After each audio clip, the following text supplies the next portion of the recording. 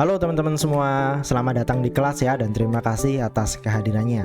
Perkenalkan, namaku Mukson teman-teman, dan hari ini kita akan belajar terkait Lean Startup, yaitu bagaimana meminimalkan resiko dalam pengembangan produk. Jadi bagi teman-teman yang bekerja di startup maupun yang ingin buat startup bisa memanfaatkan metode ini ya nanti dalam pekerjaannya atau pembuatan startup yang teman-teman lakukan. Lean Startup itu adalah metode untuk pengembangan produk sehingga meminimalisir resiko yang ada.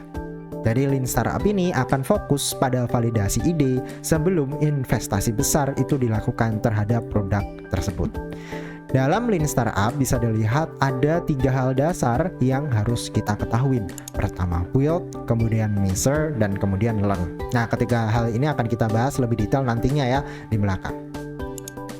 Dalam Lean Startup ini, kalau teman-teman perhatikan lagi, sebenarnya bisa digabungkan dengan metode pengembangan yang lain seperti design thinking dan agile methodology. Jadi dengan menggabungkan dua hal ini, kita bisa membuat produk lebih efisien lagi atau lebih bagus lagi ya ke depannya. Seperti itu. Nah, setelah mengetahui apa itu Lean Startup, harusnya kita semua sudah punya pemahaman yang sama bagaimana Lean Startup itu dan letak Lean Startup dalam pengembangan produk. Selanjutnya kita akan belajarin apa sih konsep inti di Lean Startup tersebut. Tadi sudah disebutkan bahwa ada 3 hal yang harus kita pahamin. Pertama itu build, di mana kita akan membuat MVP-nya, yaitu minimum viable product.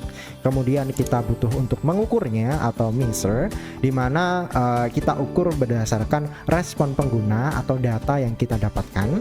Terakhir kita learn atau melakukan evaluasi hasil dan diambil keputusan berbasiskan data. Jadi ketiga hal ini yang harus kita pahami banget ketika ingin melakukan Lean Startup.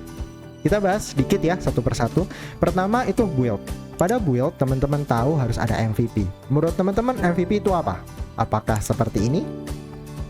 Bukan ya, ini bukan MVP, ini sama namanya emang MVP, tapi bukan ini MVP yang dimaksud. Ada yang mau sharing-sharing nggak nih terkait MVP? Silahkan. Ada? Nggak apa-apa kok, ini sharing-sharing biasa aja. Aku pengen kenalan dan tahu nih pemahaman teman-teman. Boleh, silahkan kalau ada yang mau sharing.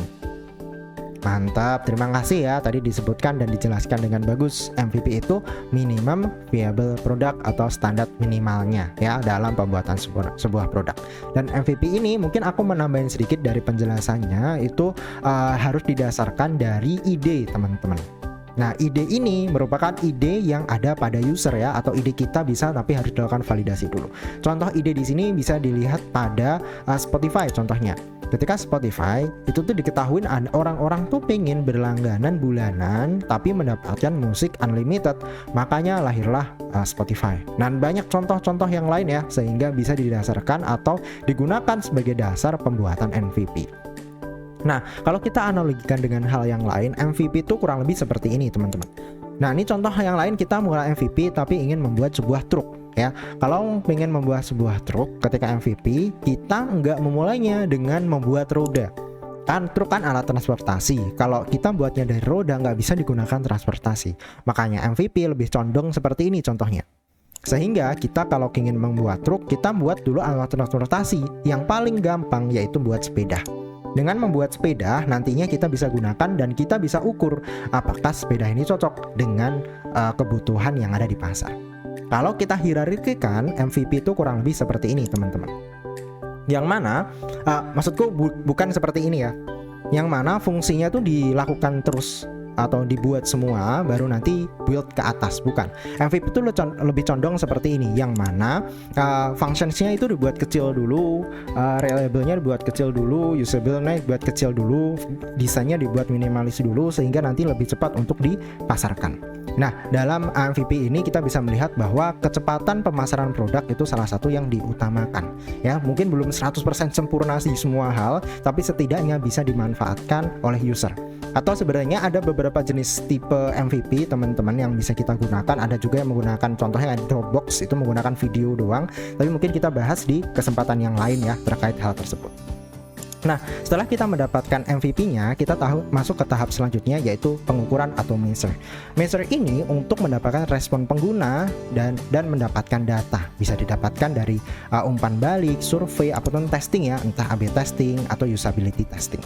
Setelah kita melakukan measure atau pengukuran, kita akan mendapatkan data teman-teman, sehingga nanti masuk ke tahap selanjutnya, yaitu learn atau dipelajarin, melakukan evaluasi hasil dan ambil keputusan berdasarkan data yang didapatkan pada tahap pengukuran sebelumnya. Pada tahap ini kita akan mendapatkan dua hal biasanya. Pertama, pivot, yaitu mengubah arah produk secara signifikan berdasarkan data dan juga feedback yang didapatkan. Jadi kalau melakukan pivot, nanti arah produknya itu akan berubah banget. Contoh Instagram, dulu dengan sekarang itu Instagram cukup berbeda teman-teman. Kemudian ada persevere, yaitu melanjutkan pengembangan produk dengan sedikit perubahan. Jadi dirubah sedikit-sedikit gitu. Contohnya di Facebook ya, itu dirubah sedikit-sedikit sampai sekarang banyak hal di dalam Facebook itu sendiri. Nah, dengan melakukan ketiga hal tersebut, kita akan melakukan iterasi pengembangan produk dengan cepat teman-teman, sehingga pengambilan keputusan itu bisa dilakukan dengan cepat pula. Adaptasi terhadap umpan balik pasar itu juga nyata, sehingga apa yang kita lakukan itu berdasarkan data dan bukan berdasarkan asumsi dari tim maupun pribadi. Nantinya ini akan mengurangi resiko pengembangan fitur yang tidak dibutuhkan dan memperbaiki proses evaluasinya. Fitur-fitur yang kita kembangkan, yang kita lakukan itu benar-benar fitur yang dibutuhkan oleh pengguna. Seperti ya teman-teman, terkait Lean Startup kita kenalan sedikit terkait hal tersebut. Aku seneng banget nantinya kalau ada pertanyaan atau diskusi dari teman-teman. Bagaimana? Apakah ada pertanyaan atau diskusi? Belum ya? Oke, kalau belum ada pertanyaan kali diskusi, berarti hari ini kita simpulkan bahwa Lean Startup itu mengurangi resiko dengan keputusan berbasiskan data, penting memahami kebutuhan kasar dan memanfaatkan iterasi cepat untuk kesusahan sebuah produk. Nantinya kalau teman-teman ada pertanyaan, kita bisa bahas di grup maupun kolom yang lain. Terima kasih banyak teman-teman atas waktunya, semoga bermanfaat. Kita coba lagi di kesempatan yang lain. Terima kasih teman-teman.